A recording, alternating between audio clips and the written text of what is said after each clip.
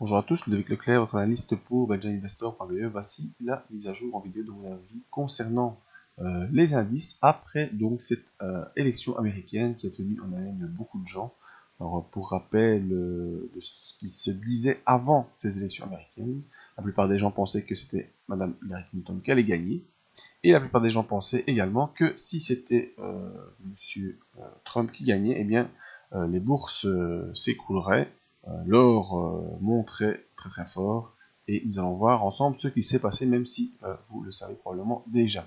Alors premièrement, ce n'est pas Hillary Clinton qui a gagné, c'est bien Monsieur Trump, et nous allons voir les actions que ça a eu sur nos indices et sur les matières premières dans une autre vidéo. Donc cette analyse se fait pour la semaine du 14 novembre, en collaboration avec FXCM sur la plateforme TradingView. L'information mutuelle sur les risques, vous savez, le marché comporte des risques de perte, n'est pas fait pour tous les profils d'investisseurs, ça vous même d'évaluer vos propres risques. Ce que j'explique ici ne sont pas des conseils pour vos opérations. Moi, ce que je vous conseille, c'est d'ouvrir des comptes démo afin d'établir et tester vos stratégies.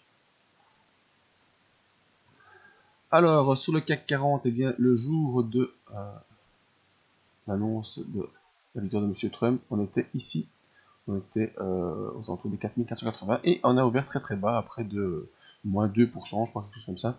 Et puis on a complètement repris toute la baisse, on a fait une grosse bougie verte, on est revenu bien au-dessus du point de clôture de la veille, on est sorti de la bande de Bollinger baissière, et on est venu clôturer aux alentours des ici 4540.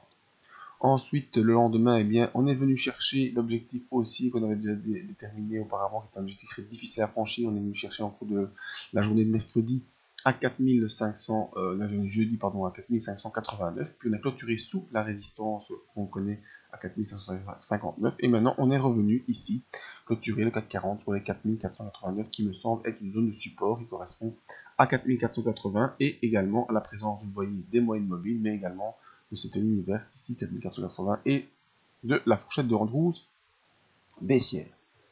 Ça veut dire quoi? Que probablement qu'ici on est en train de faire un pullback, hein, vous voyez, sur une zone de support. Donc notre fourchette de Andrews qui était baissière, eh bien, on est complètement sorti. Donc on peut faire quoi? On peut on peut l'éliminer, tac, et on peut s'en placer une autre pour ceux qui aiment ça. Je sais plus où je l'avais placé, moi, celle-là. C'était ici, à mon avis.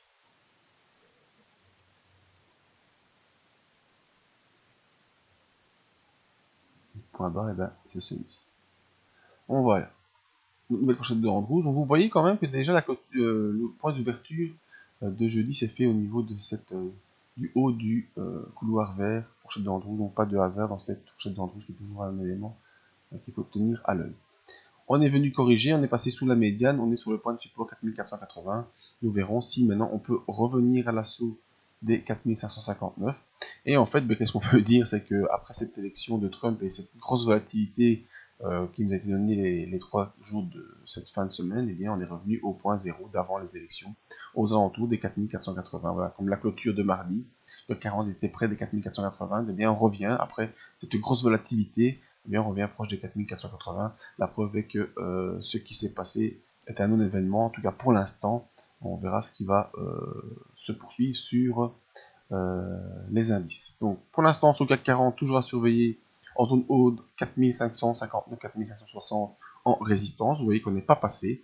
Et en support, eh bien, on a 4480 points pour l'instant qui semblent pouvoir nous tenir. Nous verrons ce qui se passera dans les semaines prochaines. Concernant les indices, les indicateurs, vous voyez que le RSI est dans zone neutre et que le MACD est quasiment neutre également, donc pas d'impulsion pour l'instant concernant le CAC 40. Alors, concernant le S&P 500,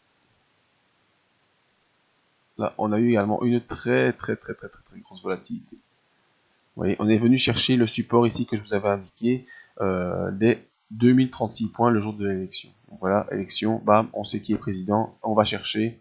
On ouvre un peu plus haut, enfin quasiment l'équilibre par rapport à la veille. C'est pas comme sur les indices chinois ou sur les indices asiatiques ou les indices européens.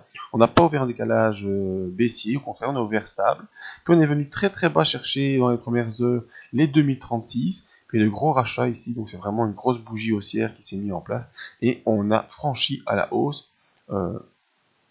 des zones comme les 2158.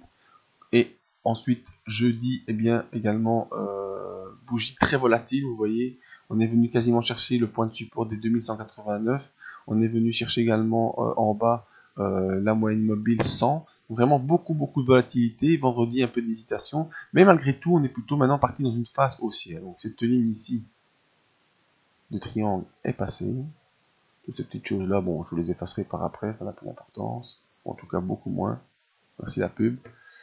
Et on est pour l'instant ici entre la zone 2158-2175. Voici ce petit couloir que je vous ai mis en pointillé. Bon, le petit pointillé ici, c'est la zone de clôture qui était donc pour vendredi soir à 2165. Et on est ici entre 2158-2189. Mais vous voyez qu'on est revenu après une accélération baissière, une grosse accélération haussière. On est revenu maintenant dans notre range entre 2189 et 2121. Donc pour l'instant, on ne sait toujours pas tirer de conclusion, toujours pas savoir dans quel sens ça va partir. Pour le moyen terme, on est toujours coincé dans cette zone ici entre 2189 et 2121. Au niveau des indicateurs, le RSI reste en zone neutre, le MACD est proche des zéros, donc pas vraiment de conclusion non plus sur les indicateurs. Donc au niveau des indices, eh bien, il n'y a pas eu de la catastrophe qui était annoncée. Au contraire, on est plutôt parti à la hausse pour l'instant et on attend, on revient dans un range normal. À passer la grosse volatilité qu'on a connue. Donc c'est pour ça que nous, dans le tableau de gestion de notre zone membre, eh bien, les tableaux étaient quasiment vides. Il nous a resté que Carrefour qui est parti à moins 6% à cause du gap baissier de mercredi matin. Et on avait quand même conservé American Airlines qui, elle, a pu profiter de cette hausse sans une grosse volatilité, qui reste toujours en positif dans le portefeuille. C'est la seule valeur qui reste actuellement dans notre portefeuille de suivi dans la zone membre. Donc ici sur les indices, eh bien, vous voyez sur le CAC 40 comme sur le S&P 500, on est revenu dans des ranges normales, la volatilité est passée et nous devrons attendre de voir ce que nous donnent les indices ou bien ce que va nous donner les diverses déclarations de la Fed qui arriveront bientôt. Va-t-on ou pas relever les taux au mois de décembre?